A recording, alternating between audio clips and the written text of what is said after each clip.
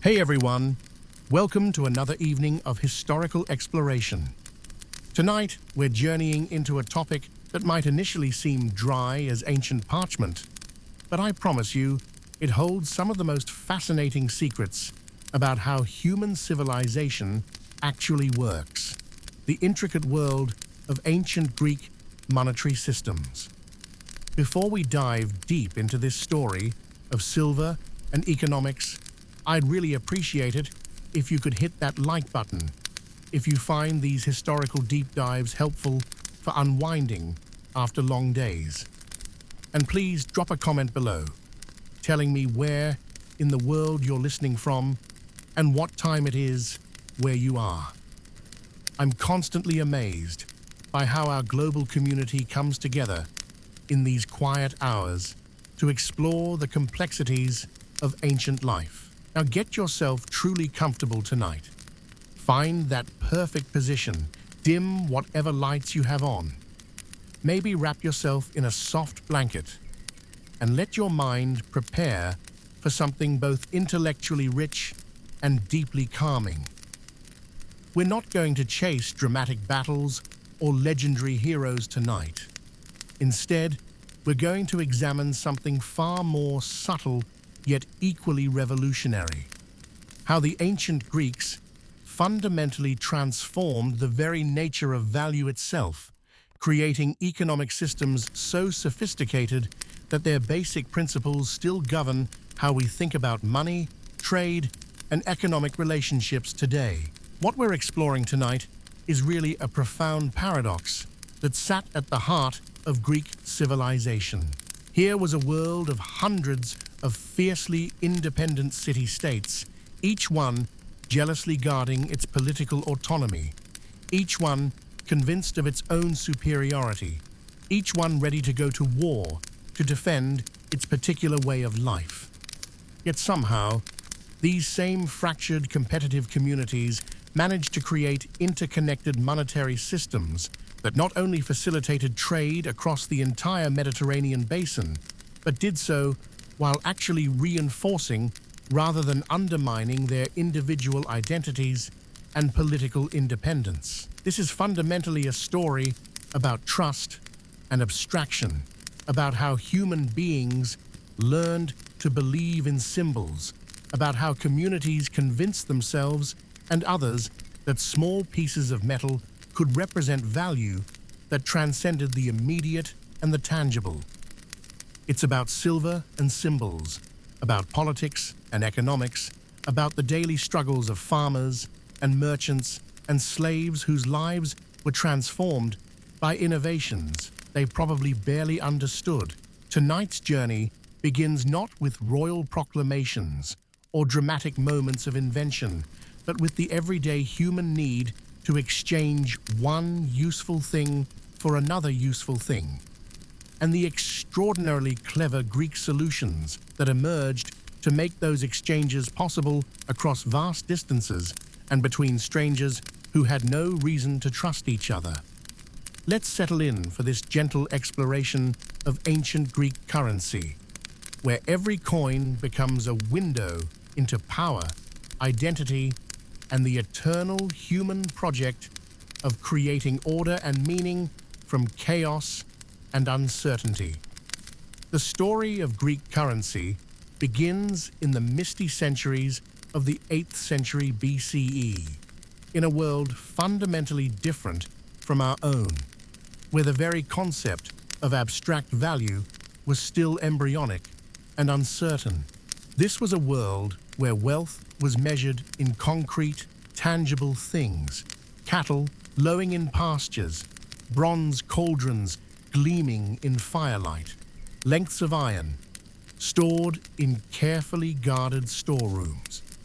Trade in this era meant the physical transportation of heavy, cumbersome objects across dangerous roads and unpredictable seas, where every transaction was a complex negotiation involving not just price, but quality, timing, and personal relationships built over generations.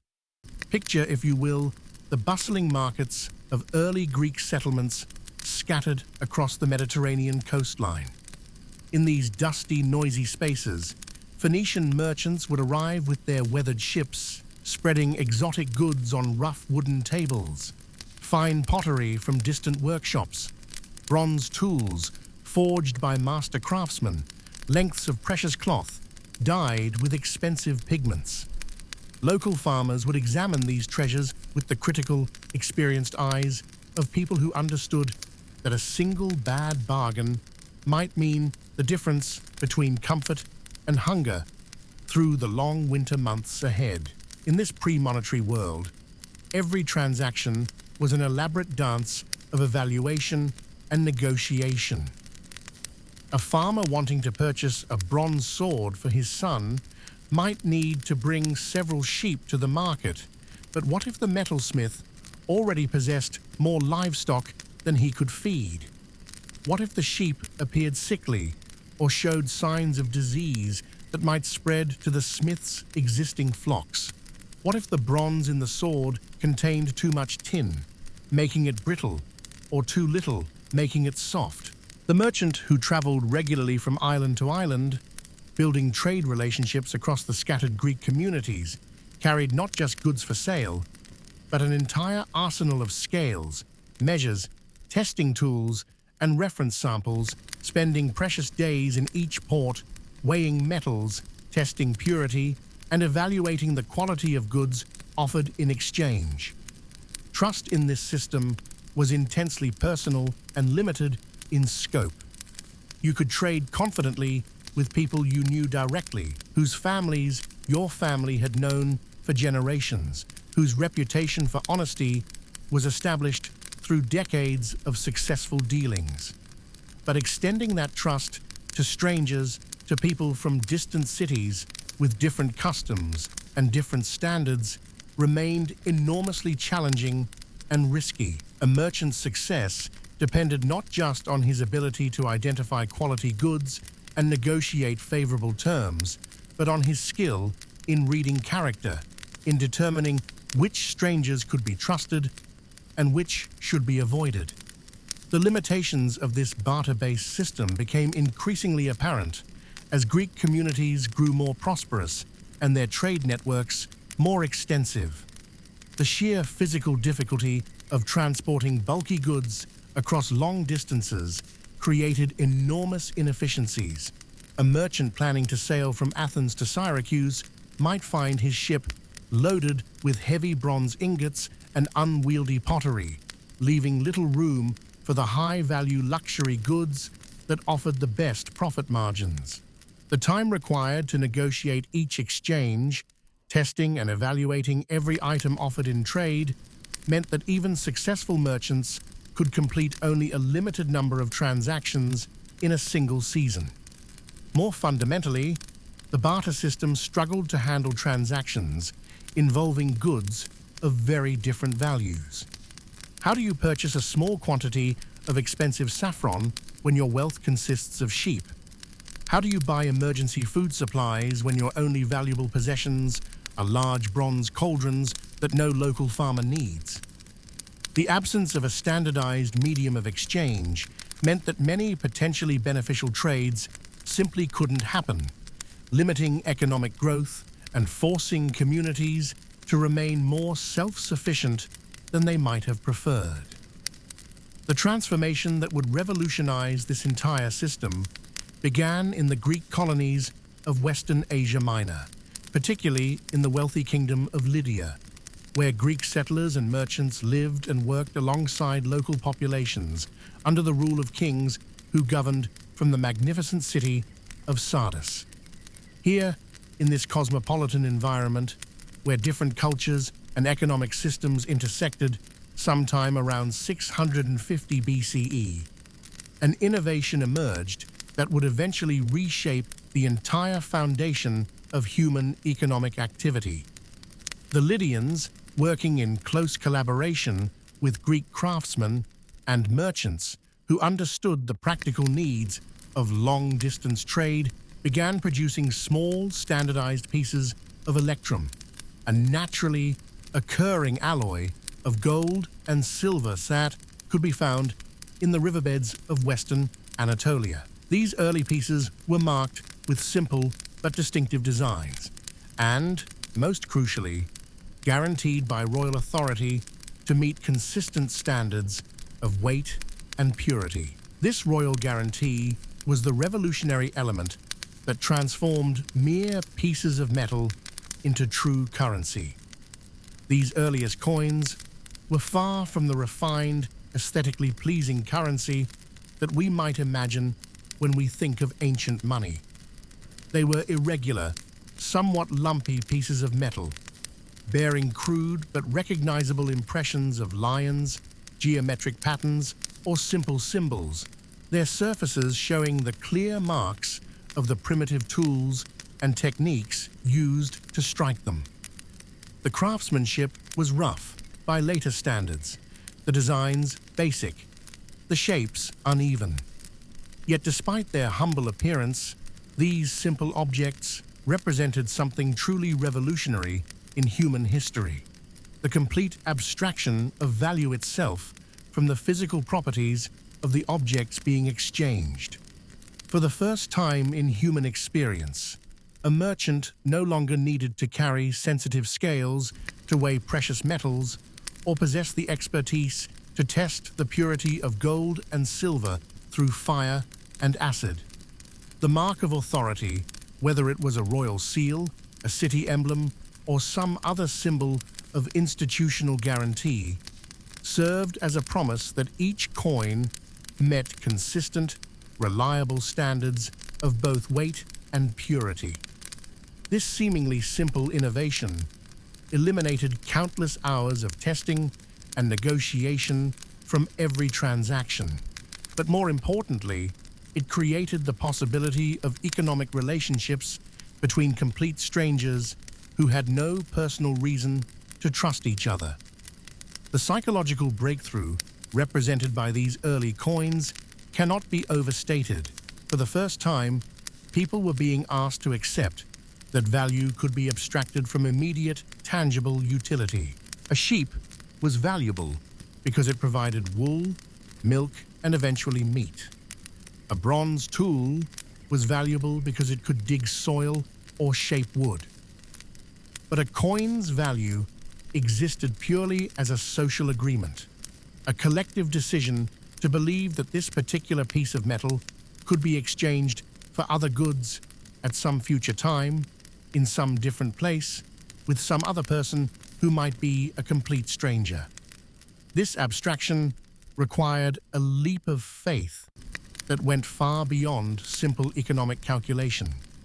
It demanded trust, not just in the immediate honesty of the person offering the coin, but in the stability of the entire political and social system that guaranteed its value. Citizens had to believe that their city-state would continue to exist, that its authority would be respected by others, that the standards used to create coins today would still be honored years from now when they might need to spend those coins in distant markets. The Greeks, with their characteristic combination of practical intelligence and intellectual curiosity, immediately grasped the profound implications of this Lydian innovation. By the early 6th century BCE, Greek city-states throughout the Mediterranean were beginning to mint their own coins, each developing distinctive designs and symbols that proclaimed their unique identity to the wider world. This wasn't simply imitation of a useful foreign practice, but a conscious adaptation of monetary technology to serve the particular needs and values of Greek political culture. Aegina, the strategically located island that had dominated early Greek maritime trade through its superior naval technology and favorable geographic position, was among the first Greek communities to develop a comprehensive coinage system. The island's rulers chose the sea turtle as their monetary symbol, producing chunky, substantial silver coins that quickly became trusted throughout the eastern Mediterranean. These Aeginian coins were deliberately made heavy and thick, their weight and heft serving as additional assurance of their value to merchants and traders who might be unfamiliar with the island's political guarantees. The success of Aeginetan currency in international markets demonstrates how quickly monetary innovation could translate into economic and political advantage. Merchants throughout the Greek world began to prefer Aeginetan coins for long-distance trade, not just because of their reliable weight and purity, but because they knew these coins would be readily accepted in ports throughout the Mediterranean. This preference gave Aeginetan merchants significant advantages in competitive markets, while the demand for Aeginetan currency provided the island's government with additional income from foreigners who needed to obtain local coins to participate in the island's markets. Athens, which would eventually become the dominant monetary power in the Greek world, initially lagged behind in coinage innovation.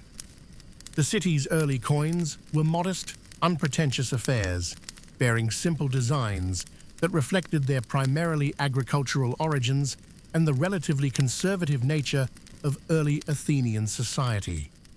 The images chosen for these early Athenian coins, ears of grain, olive branches, simple geometric patterns, proclaimed the city's connection to farming and its role as a regional agricultural center, rather than any grander political or military ambitions. This initial monetary modesty reflected broader aspects of early Athenian society that would seem almost unrecognizable to those familiar with the later classical period. The Athens of the early 6th century BCE was still primarily an agricultural community governed by aristocratic families whose wealth came from land ownership rather than trade or manufacturing. The city's famous democratic institutions had not yet developed, and its eventual dominance of Greek political and cultural life was not yet imaginable to contemporary observers. However, this situation would change dramatically with the discovery and development of extraordinarily rich silver veins in the mines of Laurium, located in the hills southeast of Athens. This discovery, which occurred sometime in the late 6th century BCE, would provide Athens with the raw material necessary to create one of the most successful and widely recognized currency systems in the ancient world. The silver of Laurium was not just abundant, but of exceptional purity, requiring relatively little processing to meet the highest standards of contemporary metallurgy. The development of the Laurium mines marked a turning point not just in Athenian economic history, but in the entire balance of power within the Greek world. Suddenly, Athens possessed a resource that could be converted directly into the most trusted form of wealth and power in the contemporary world. Unlike agricultural wealth, which was limited by the amount of land available and the vagaries of weather and harvest, silver wealth could be expanded almost indefinitely through more intensive mining operations, larger workforces, and improved extraction techniques.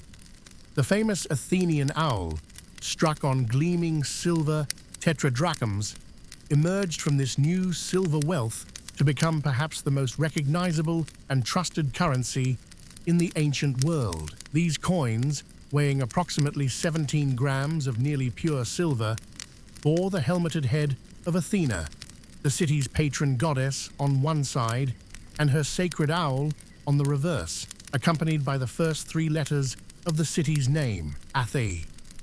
The consistency of their weight and purity, maintained through rigorous quality control procedures, made them trusted and accepted throughout the Mediterranean basin, from the Greek colonies of Sicily in the west to the trading posts of the Black Sea in the east. The international success of Athenian currency created a virtuous cycle that reinforced Athens' growing power and influence. Foreign merchants who acquired Athenian coins in trade were likely to return to Athens to spend them, since they knew the coins would be accepted at full value in Athenian markets. This created additional demand for Athenian goods and services, while providing Athenian merchants with opportunities to trade their local products for foreign luxuries and raw materials. But the success of Athenian currency also created profound moral and social contradictions that would challenge Athenian society throughout its classical period. The silver mines of Laurium, which provided the raw material for the city's monetary dominance, were worked by thousands of slaves, many of them prisoners of war, purchased from slave dealers or individuals who had been enslaved through debt, judicial punishment, or simple misfortune. The wealth that flowed from these underground galleries funded Athens' golden age, its magnificent temples and public buildings, its dramatic festivals and philosophical schools, its innovative democratic institutions and ambitious military campaigns. Yet this prosperity was built on a foundation of human suffering that most Athenian citizens preferred not to examine too closely. The lives of the miners themselves present a stark contrast to the cultural achievements their labor made possible. These men, primarily slaves owned by wealthy Athenian citizens, worked in conditions of almost unimaginable hardship and danger. They descended daily into narrow shafts carved into solid rock, following silver-bearing veins by the flickering, inadequate light of small oil lamps, breathing air thick with metallic dust and often unable to stand upright in the cramped tunnels. The physical demands of the work were enormous, requiring miners to break apart solid stone with primitive tools, then carry heavy loads of ore to the surface through tortuous, poorly ventilated passages. Above ground, the silver-bearing ore required extensive processing before it could be converted into coins. The raw ore was crushed by mills operated by additional crews of slave workers, then washed and refined through processes that required tremendous quantities of water and fuel. The entire operation, from initial extraction to final refining, was designed to maximize silver production while minimizing costs, creating wealth that flowed upward to Athens' political and economic elite, while the actual producers remained trapped in conditions of perpetual hardship and exploitation. The economic historian examining these mining operations discovers a system of remarkable organizational sophistication operating alongside brutal human exploitation.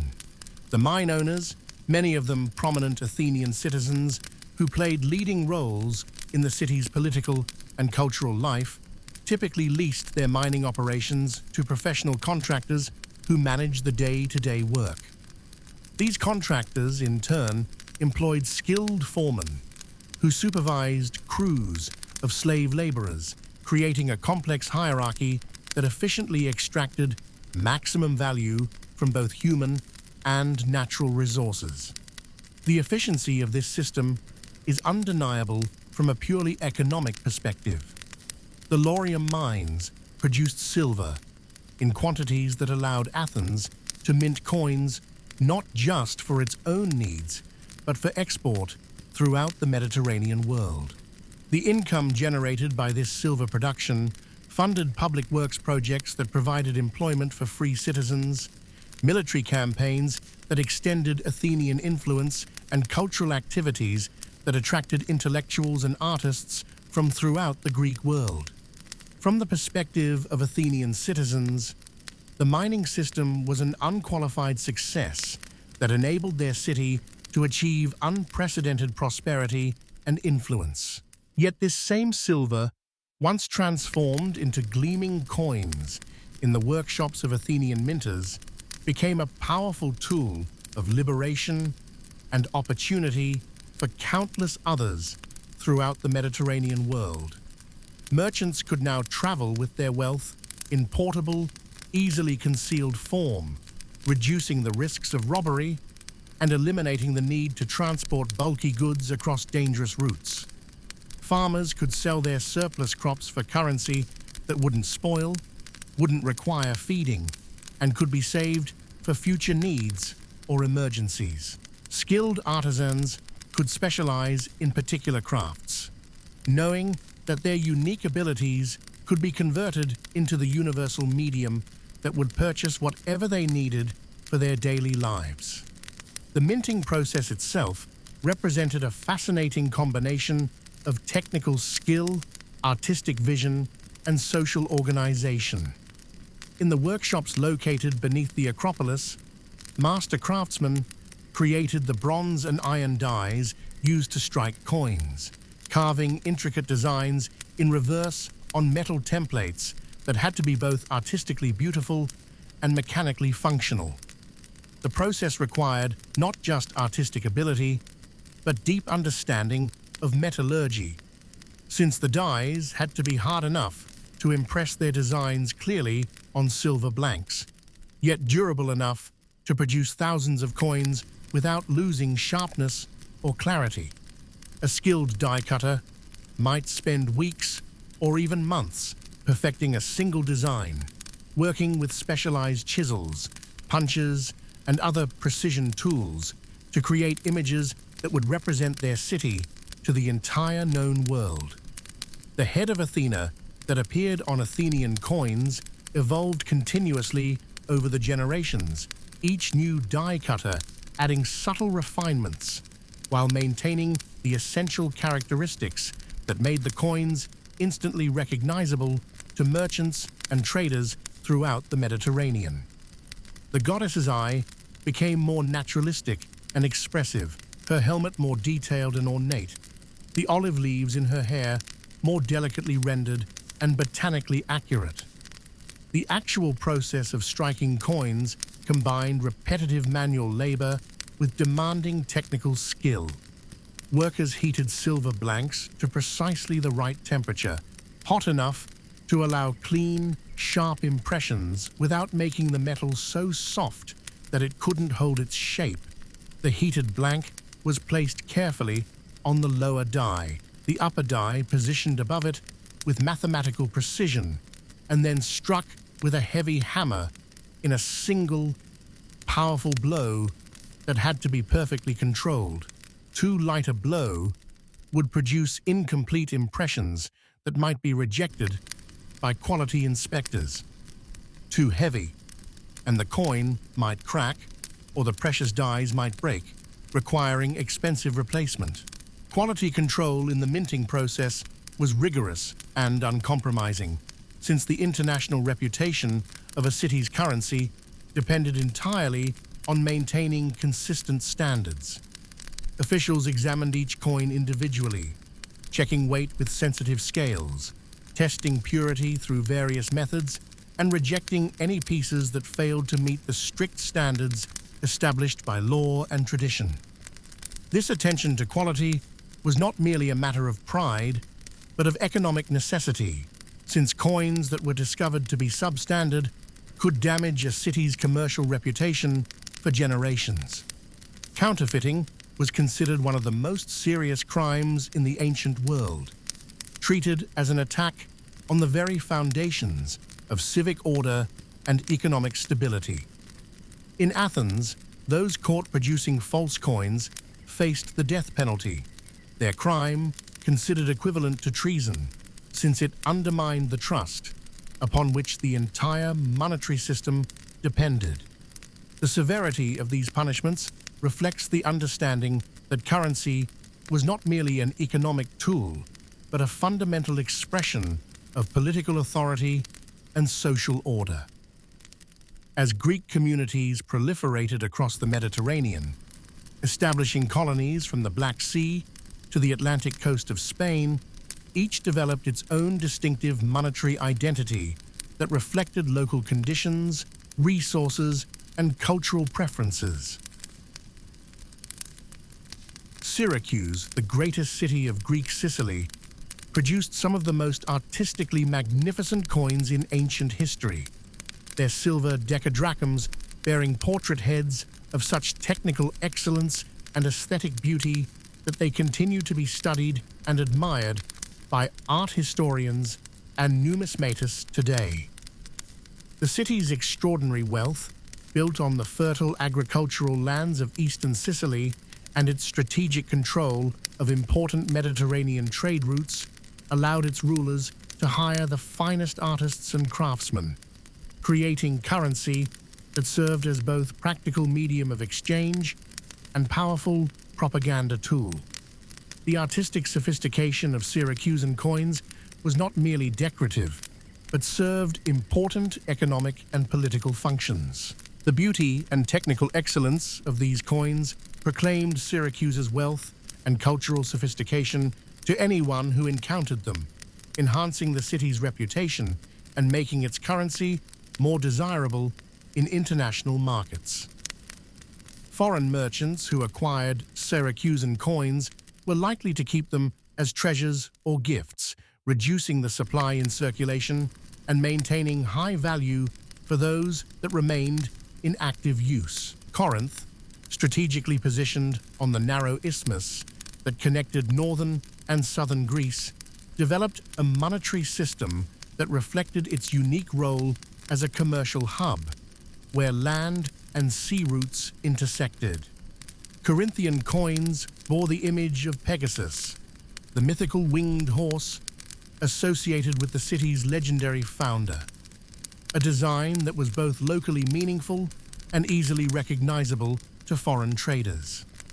The city's coins were deliberately made slightly lighter than Athenian standards, reflecting different trade relationships and economic priorities that favored rapid circulation over maximum silver content.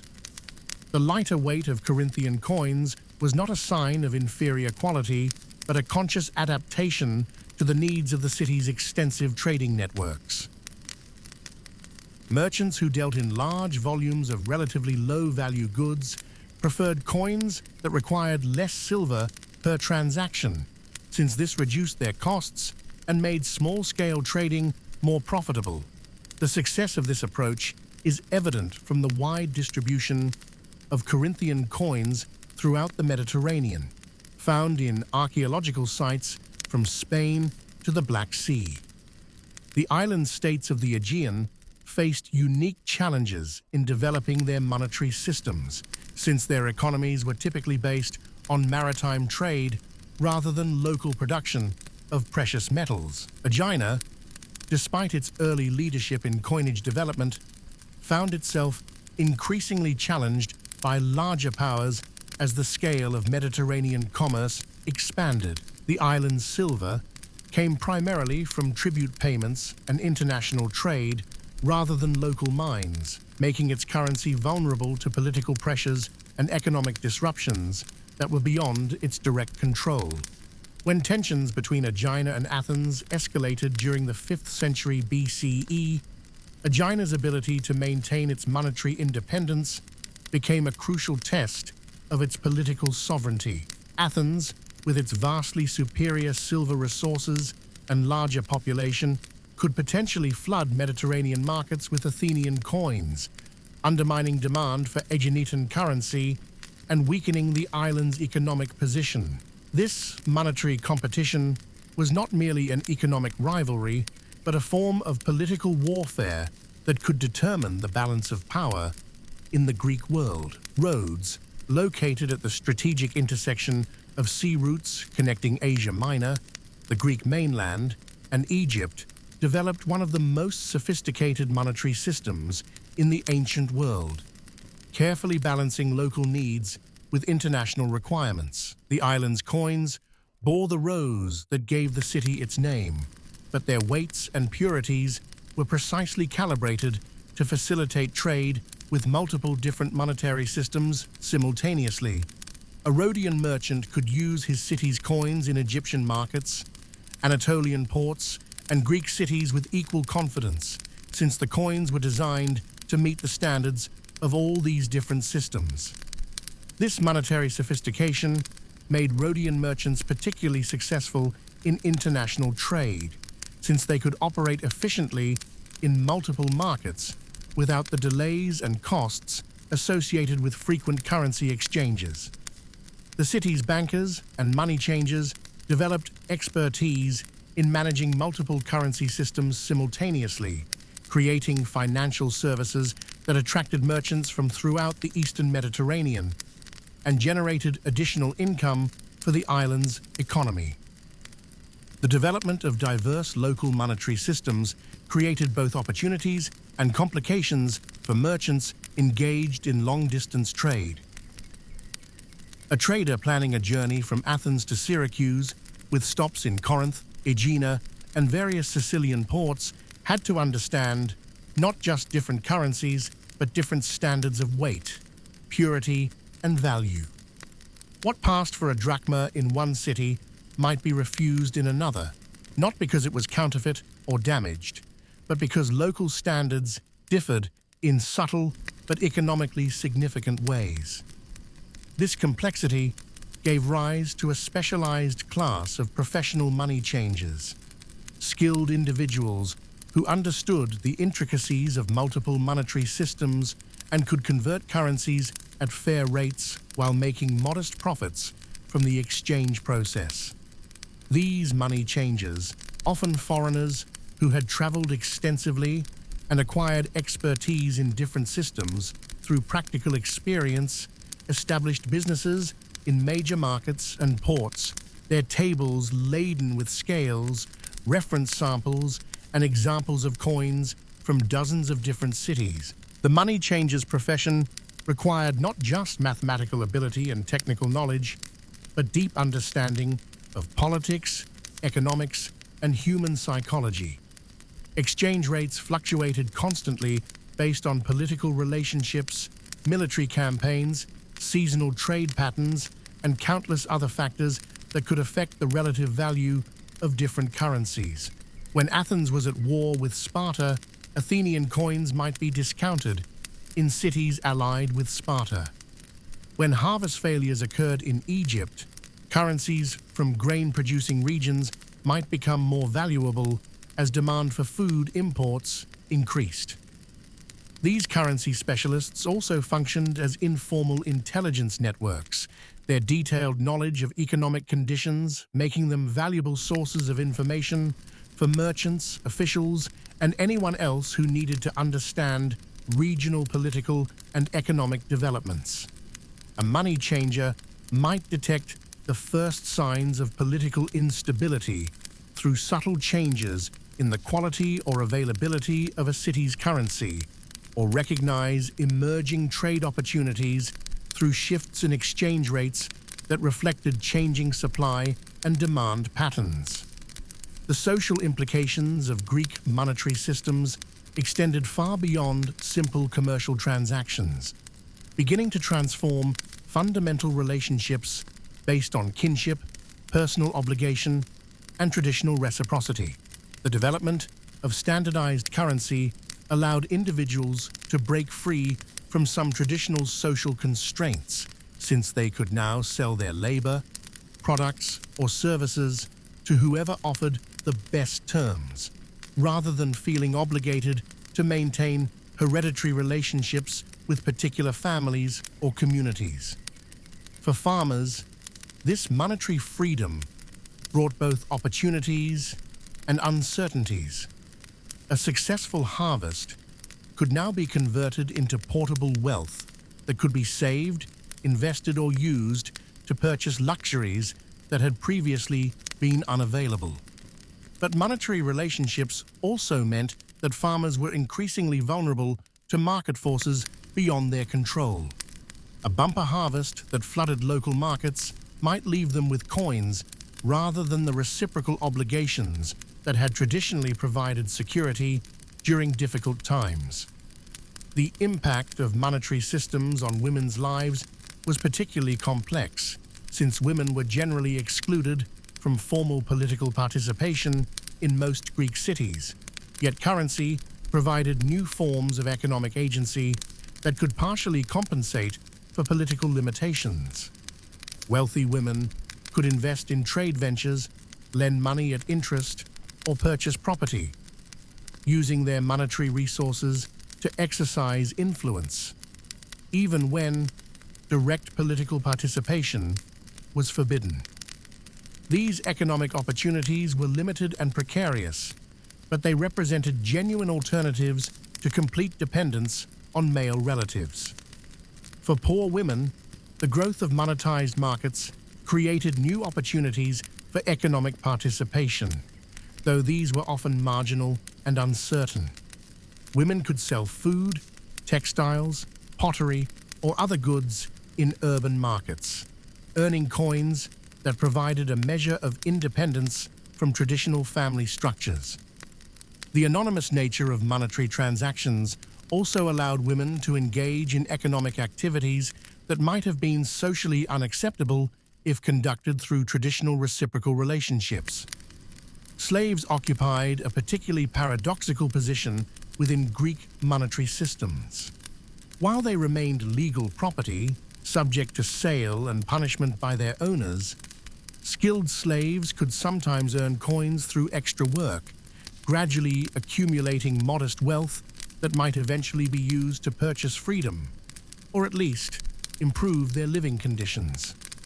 The abstract nature of monetary value made it possible for slaves to accumulate portable wealth in ways that had been impossible in purely barter systems, though such opportunities remained severely limited and constantly threatened by the arbitrary power of slave owners.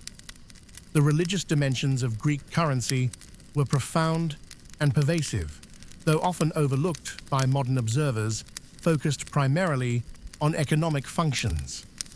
Greek coins invariably bore images of gods and goddesses, making every commercial transaction a religious act that invoked divine protection and authority. When an Athenian merchant spent a tetradrachm bearing Athena's image, he was not merely making a purchase, but participating in a ritual that connected his individual economic activity to the cosmic order protected by the city's patron goddess. This religious dimension of currency helped reinforce civic identity and provided divine sanction for commercial activities that might otherwise have seemed purely secular or even morally questionable. The images of deities on coins served as constant reminders that economic relationships were embedded within larger spiritual and social frameworks that gave them meaning and legitimacy. This religious backing was particularly important for long-distance trade, where merchants needed to convince strangers that their coins possessed genuine value backed by legitimate authority.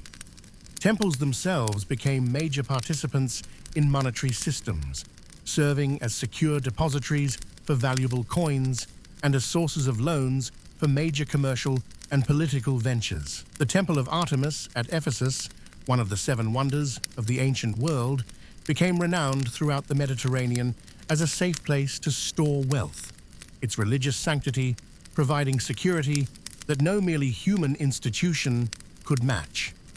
Pilgrims arriving for religious festivals often converted their local currencies into temple-approved coins, creating additional revenue streams for religious institutions while facilitating the international exchange of different monetary systems.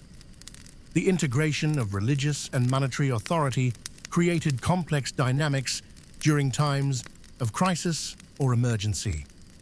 When cities faced military threats or natural disasters, their temples often provided emergency funding by melting down religious objects to mint coins for immediate needs.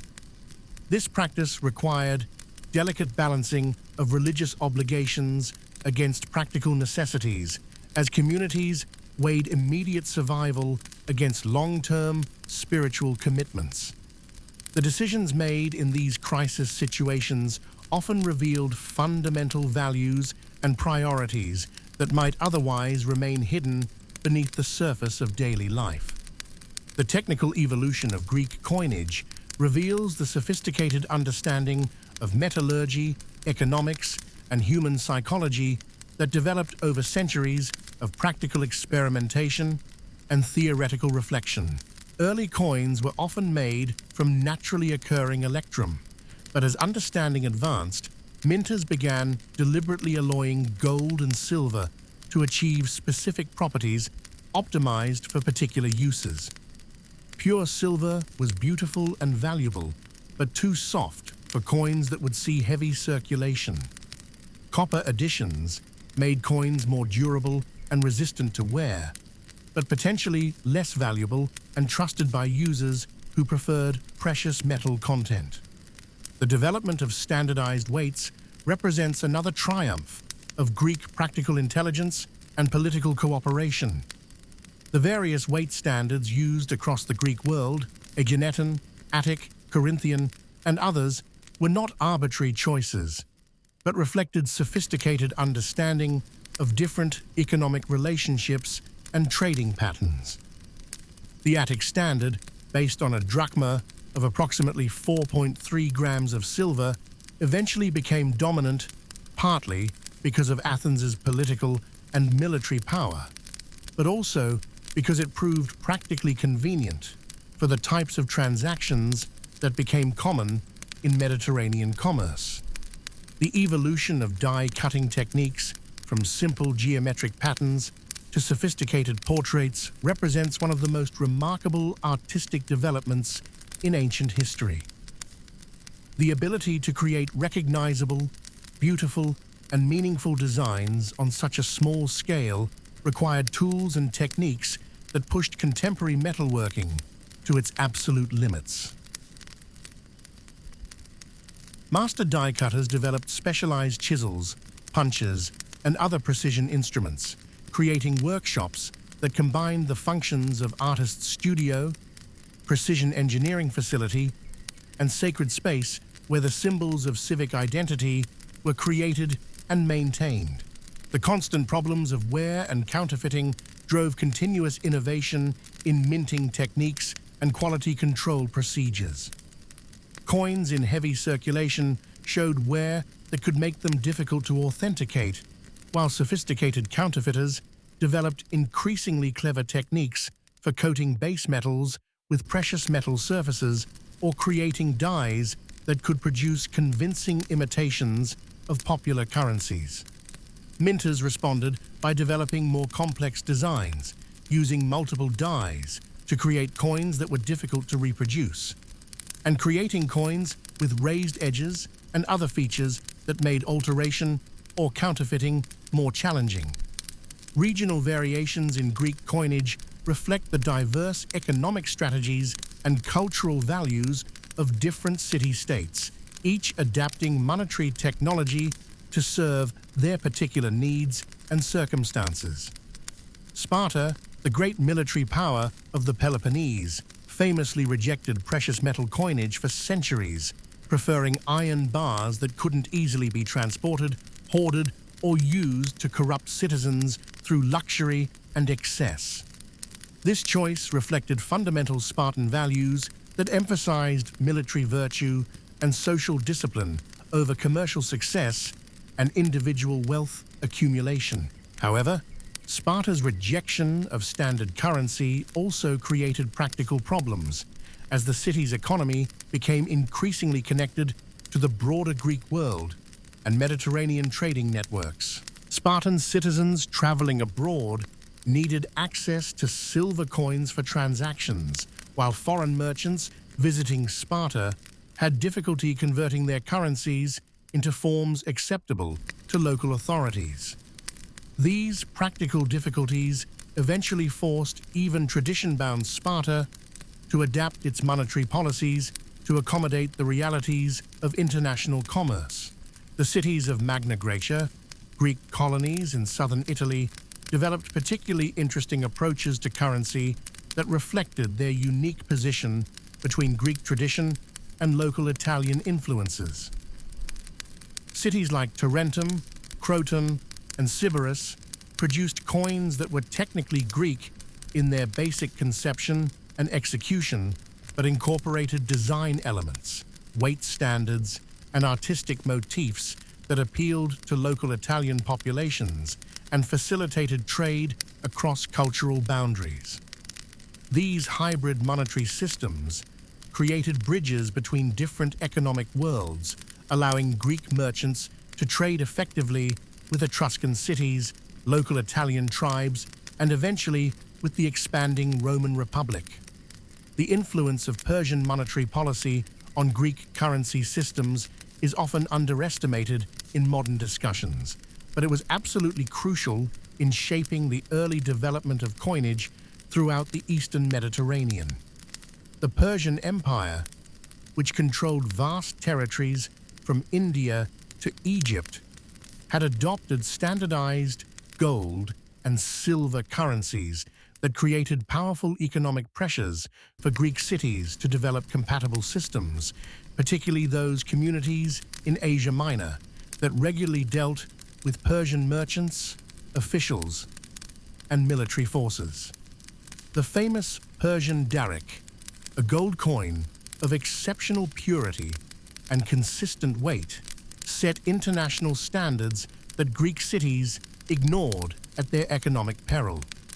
Any Greek community that wanted to participate in the lucrative trade networks of the Persian Empire needed to ensure that their coins could be readily converted into Persian currency at predictable rates. This requirement influenced decisions about alloy composition, weight standards, and artistic designs in ways that connected local Greek monetary policy to imperial Persian economic strategy. The economics of mining and minting created complex relationships between political power and economic advantage that shaped the entire structure of intercity competition in the Greek world. Cities with access to precious metal deposits, like Athens with its Laurium silver mines, or the island of Sifnos with its gold mines, gained tremendous advantages in international affairs that extended far beyond simple wealth accumulation. The ability to mint large quantities of trusted currency allowed these cities to hire mercenary soldiers, fund public works projects that demonstrated their prosperity, and provide loans to other communities that created networks of political obligation and influence. However, this monetary wealth also created dependencies and vulnerabilities that could be exploited by enemies or competitors. Athens' reliance on slave labor in its silver mines meant that any disruption of mining operations, whether through slave revolts, military attacks, or technical problems, could threaten the city's entire economic foundation. The concentration of so much wealth in a single location also made the mines attractive targets for enemy raids, requiring constant military protection that absorbed resources and attention that might otherwise have been devoted to other priorities. The labor systems that supported Greek monetary production reveal some of the most troubling contradictions inherent in ancient economic life, contradictions that contemporary Greek intellectuals were beginning to recognize and grapple with, though they rarely arrived at solutions that modern observers would find satisfactory. The same Athenian democracy that celebrated individual freedom, civic participation, and rational discourse depended fundamentally on slave labor in its silver mines, pottery workshops, and domestic households. Free citizens enjoyed the benefits of a sophisticated monetary system and the economic opportunities it created, while remaining deliberately ignorant of or indifferent to the human costs of its production. These contradictions were not lost on contemporary observers, particularly philosophers and political theorists who were attempting to understand the foundations of just society and good government. Plato, in his Republic, imagined ideal communities that would avoid some of these moral problems through careful regulation of economic activity and strict limitation of private wealth. Aristotle, in his Politics, analyzed the relationships between different forms of economic organization and political systems, recognizing that monetary systems created both opportunities for human flourishing and dangers of corruption and inequality. The technological innovations driven by monetary demands had broader applications that advanced Greek civilization in unexpected directions, creating spillover effects that influenced developments in metallurgy, engineering, architecture, and artistic production. Techniques developed for extracting and purifying silver found applications in bronze working, jewelry making, and eventually in early experiments with iron and steel production. The precision tools required for die cutting influenced developments in sculpture, mechanical devices, and scientific instruments that expanded Greek capabilities in multiple fields. The development of water-powered machinery for crushing ore in mining operations led to innovations in mill design that were later applied to grain processing, olive oil production, and textile manufacturing. The engineering challenges involved in draining deep mine shafts and providing adequate ventilation for underground workers contributed to advances in hydraulic engineering and architectural design that would later be applied to public water systems, harbor construction, and military engineering projects. The seasonal rhythms of ancient economic life were clearly reflected in monetary circulation patterns that modern economists can still detect through careful analysis of archaeological evidence and historical records. Harvest time brought dramatic increases in coin circulation as farmers sold their crops and paid taxes, while winter months typically saw reduced monetary activity as communities focused on consuming stored goods and preparing for the next agricultural cycle. Military campaign seasons created different circulation patterns as cities minted special issues to fund expeditions. Soldiers received pay in various currencies, and conquest or tribute brought foreign coins into local circulation. Religious festivals created temporary concentrations of monetary activity that could transform local economies for brief periods as pilgrims gathered from throughout the Mediterranean world, bringing different currencies and creating demand for local goods and services. The Olympic Games, held every 4 years, created one of the largest temporary monetary markets in the ancient world, as athletes, spectators, merchants, and officials converged on a small sanctuary that normally supported only a modest local population. These festival economies required sophisticated planning and coordination, as local communities needed to arrange for temporary increases in food supplies, housing, transportation, and all the other services required by large crowds. The monetary profits from these events could sustain communities for years, but they also created vulnerabilities, since political or military disruptions that prevented festivals from occurring could devastate local economies that had become dependent on periodic influxes of foreign visitors and their money. International monetary relationships became increasingly complex as Greek influence spread across the Mediterranean and Greek communities came into contact with other sophisticated monetary systems, particularly those of the Phoenicians, Egyptians, and various Italian peoples. Merchant families developed extensive networks that spanned multiple cities and cultures, creating informal banking relationships that facilitated trade over vast distances while managing the risks and complications associated with currency conversion and long-distance transportation of valuable goods.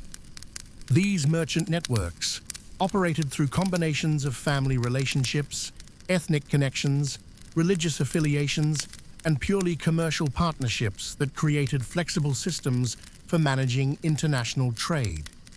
A merchant based in Athens might maintain correspondence in Syracuse, Massalia, Cyrene, and Byzantium, each of whom could provide local currency, market information, and commercial services in exchange for reciprocal arrangements.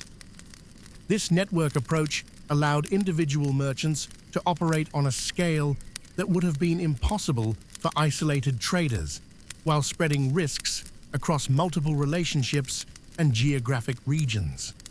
Letters of credit, backed by trusted currencies and reliable correspondence, began to replace physical transportation of coins for major transactions, though the technology remained primitive and limited compared to later developments in banking and finance.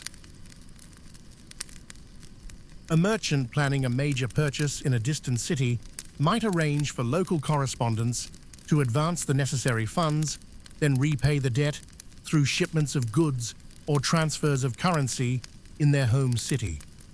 These arrangements required high levels of trust and careful record-keeping, but they significantly reduced the risks associated with transporting large quantities of valuable coins across dangerous routes. The psychological aspects of monetary trust reveal fascinating insights into Greek social organization and cultural values that help explain both the successes and limitations of ancient economic systems. Citizens had to believe not only that their own city's coins would be accepted elsewhere, but that foreign coins received in trade possessed genuine value that could be converted into useful goods and services. This trust was built through experience and reputation, but it also depended on political stability, military success, and cultural continuity that could never be taken for granted in the volatile world of ancient politics. The relationship between military success and monetary confidence created feedback loops that could either reinforce a city's prosperity or accelerate its decline. A city that suffered military defeat might find its currency discounted in international markets, creating economic consequences that outlasted the immediate military losses. Conversely, military victories could enhance the reputation and acceptance of a city's currency, creating economic advantages that helped fund further military campaigns and political expansion. These dynamics help explain the intensity of competition between Greek cities, as communities understood that their economic prosperity depended not just on local conditions, but on their reputation and standing in the broader Mediterranean world. A city's currency served as a daily advertisement of its power, prosperity, and cultural sophistication, making monetary policy inseparable from foreign policy and military strategy. The artistic dimensions of Greek coinage represent one of the most remarkable fusions of practical necessity and aesthetic ambition in human history, creating miniature masterpieces that served simultaneously as economic tools, political propaganda, and artistic statements. Die cutters were artists in the fullest sense, but they worked within severe constraints of size, durability, and symbolic requirements that challenged their creativity while forcing them to develop new techniques and approaches. The evolution of coin art parallels broader developments in Greek sculpture, painting, and decorative arts, with similar movements toward naturalism, psychological depth, and technical virtuosity occurring simultaneously in multiple media. The heads of gods and goddesses that appeared on coins became increasingly lifelike and individualized, reflecting the same artistic trends that produced the great sculptures of Phidias and Praxiteles. The reverse sides of coins often featured complex, allegorical compositions that required sophisticated understanding of mythology, politics, and artistic symbolism. The technical challenges of creating art on such a small scale pushed die cutters to develop innovative approaches to composition, detail, and symbolic representation. Every element of a coin's design had to serve multiple functions: artistic, economic, political, and religious, while remaining clearly readable when struck on silver blanks that might be worn smooth through years of circulation. The most successful designs achieved elegant solutions to these competing demands, creating images that were simultaneously beautiful, meaningful, and practical. The relationship between currency and identity was particularly complex in the Greek world, where political fragmentation coexisted with cultural unity in ways that created both opportunities and tensions. A citizen of Syracuse might feel fundamentally Greek while remaining politically independent of Athens, and this cultural political tension was reflected in monetary systems that shared certain basic characteristics while maintaining distinct local features that proclaimed civic independence and cultural uniqueness.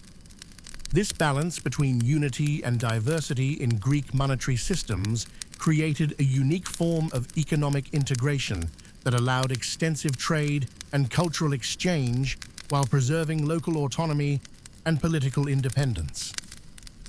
Unlike later imperial systems that imposed unified currencies across conquered territories, the Greek approach to monetary integration was voluntary and flexible, based on mutual recognition and reciprocal acceptance rather than political domination.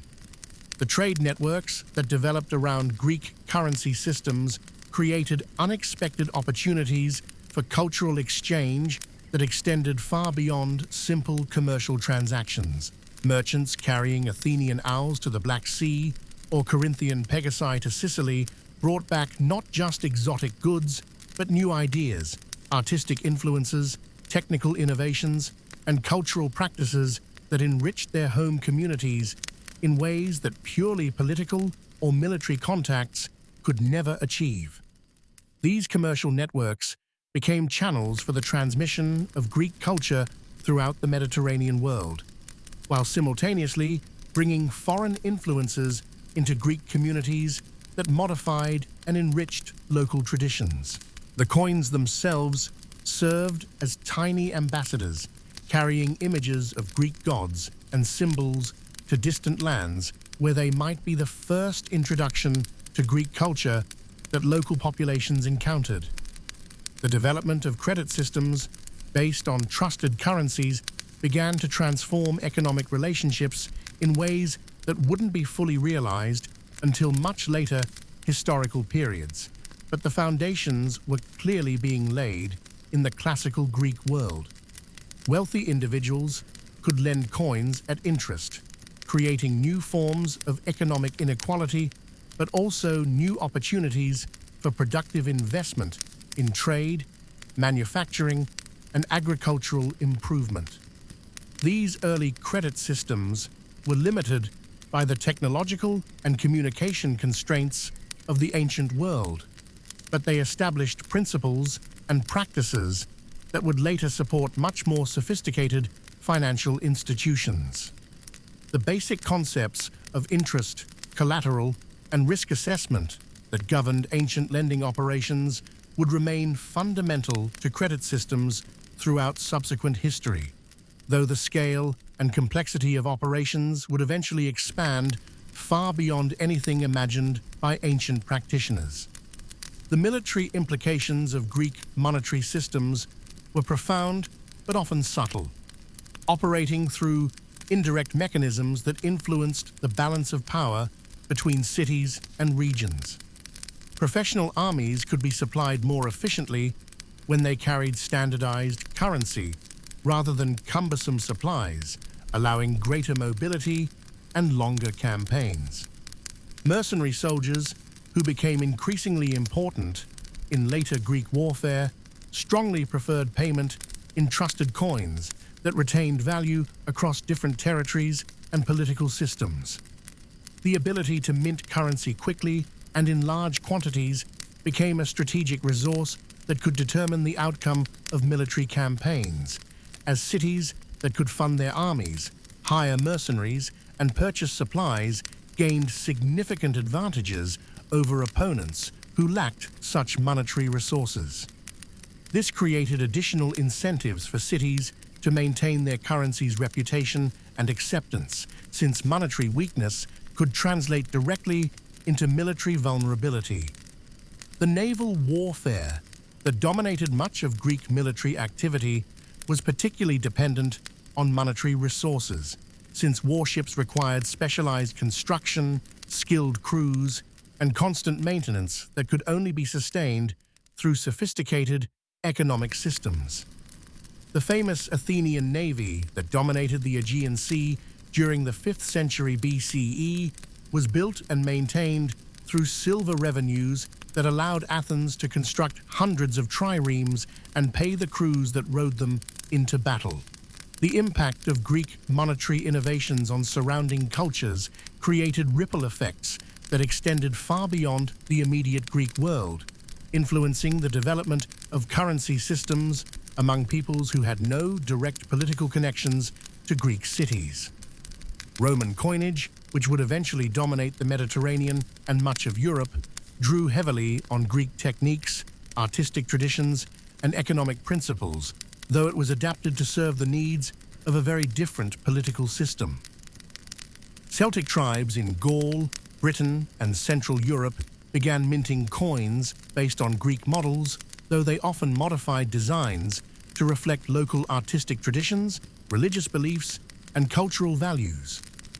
These Celtic adaptations of Greek monetary technology created fascinating hybrid systems that combined Mediterranean economic principles with Northern European cultural expressions, demonstrating the flexibility and adaptability of the basic concepts that Greeks had developed.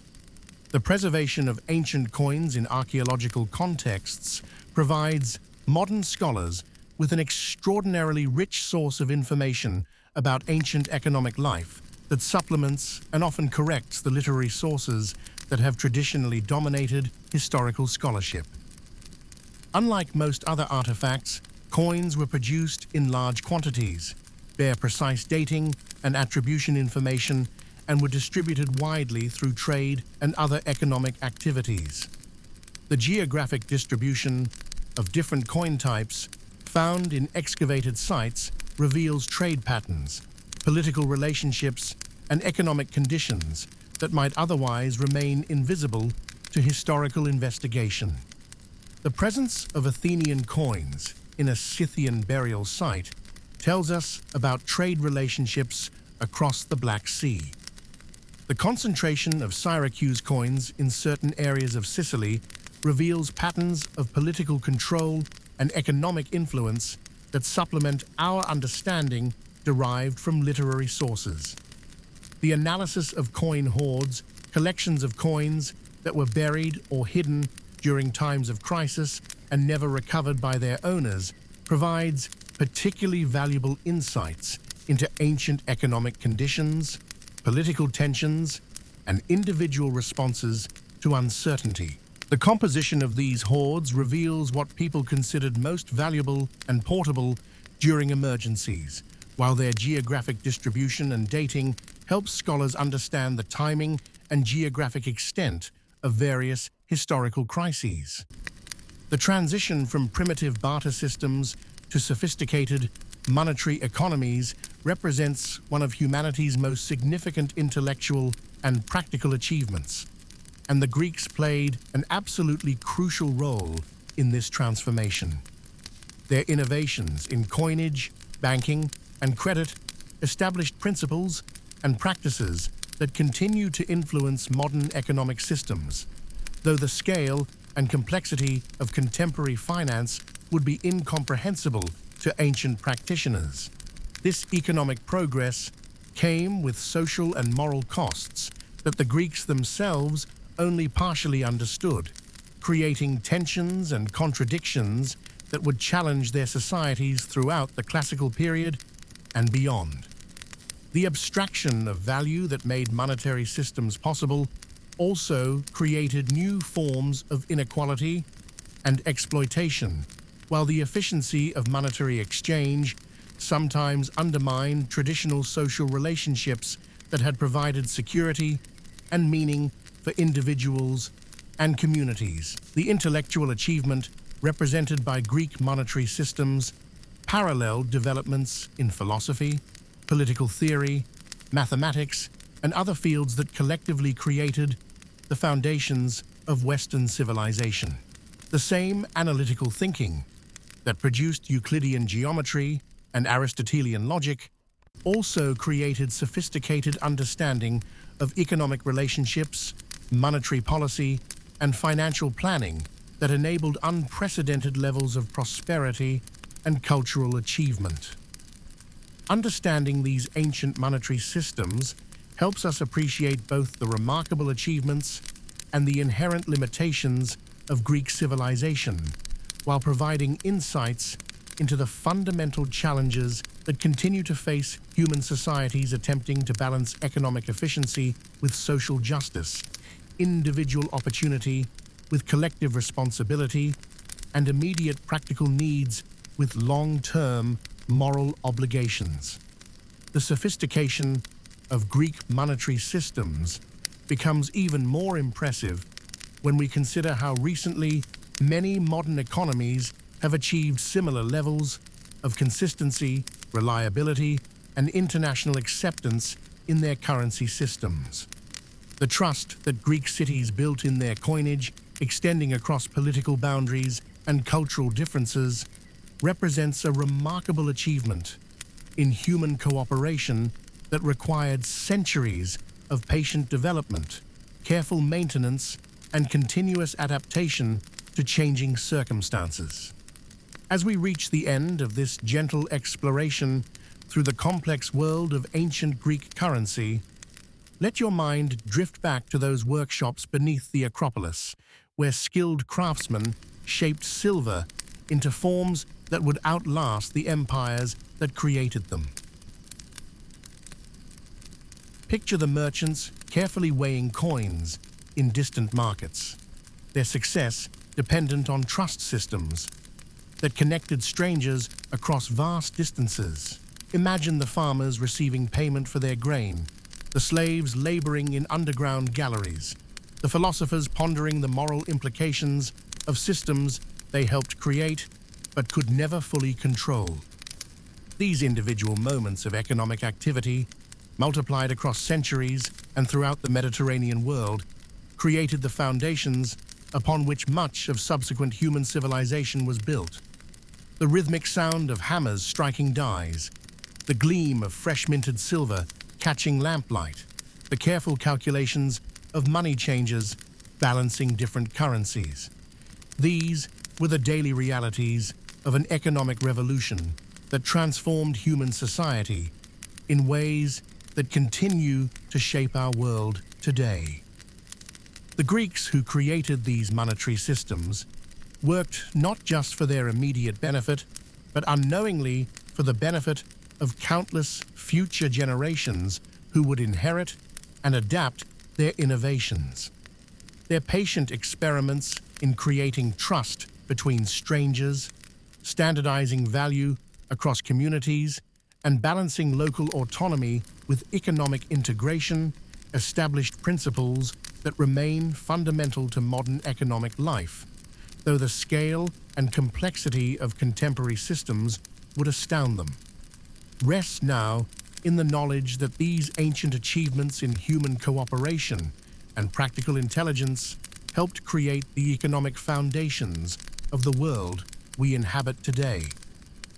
The specific coins they minted have long since disappeared into museum collections, private hoards, or archaeological sites, but the ideas they represented, the possibility of abstract value, the importance of institutional trust, the benefits of standardized exchange, these continue to influence our daily lives in ways both obvious and subtle.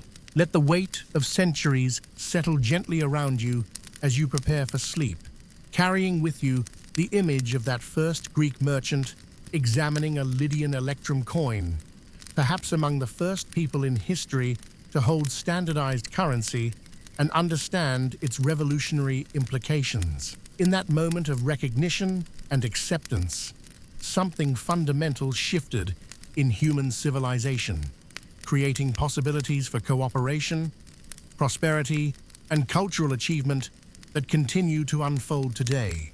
Sleep peacefully, knowing that the long arc of human progress includes these patient achievements in economic organization and social cooperation.